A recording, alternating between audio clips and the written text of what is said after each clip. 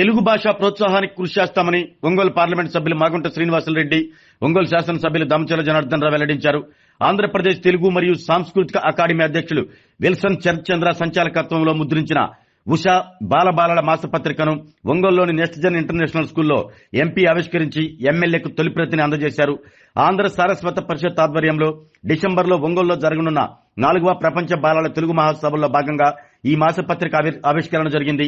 ఈ సందర్భంగా ఎంపీ మాగుంట మాట్లాడుతూ తాను రైల్లో ప్రయాణించే సమయంలో చందమామ, బాలమిత్ర పుస్తకాలను చదివేవాడినని, ప్రస్తుత పరిస్థితుల్లో ఆ పుస్తకాలకు ఆదరణ తగ్గిందన్నారు.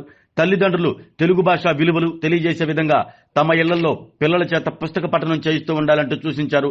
ఎమ్మెల్యే దామచర్ల మాట్లాడుతూ తెలుగు భాష ప్రాముఖ్యతను తెలియజేసేందుకు గజల శ్రీనివాస్ ప్రపంచ మహాసభలు పెడుతున్నారని తెలిపారు.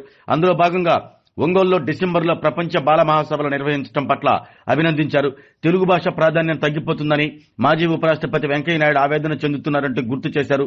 ముఖ్యమంత్రి చంద్రబాబు నాయుడు ప్రతి పాఠశాలలో తెలుగు భాష అమలు జరిగేలా చర్యలు తీసుకున్నారంటూ తెలిపారు. తెలుగు భాష వికాసానికి ప్రతి ఒక్కరూ కంకణబద్దులు కావాలంటూ కోరారు.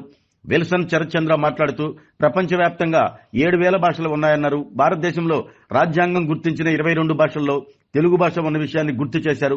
అయితే మాతృభాషపై చిన్నచూపు పడుతుందని, ఎందుకంత నిర్లక్ష్యం చేస్తున్నారో అర్థం కావటం లేదన్నారు. ఒక రకంగా చూస్తే అందరం హంతకులమేనని ఆవేదన వ్యక్తం చేశారు. ఆంధ్ర సారస్వత పరిషత్ అధ్యక్షులు గజల్ శ్రీనివాస్ మాట్లాడుతూ ప్రపంచంలోని తెలుగు వారంతా ఒక్కచోట కలిసే విధంగా ప్రపంచ మహాసభలు నిర్వహిస్తున్నట్లు తెలిపారు. ప్రభుత్వ నిధులతో కాకుండా పెద్దల సహకారంతో వీటిని నిర్వహిస్తున్నట్లు చెప్పారు.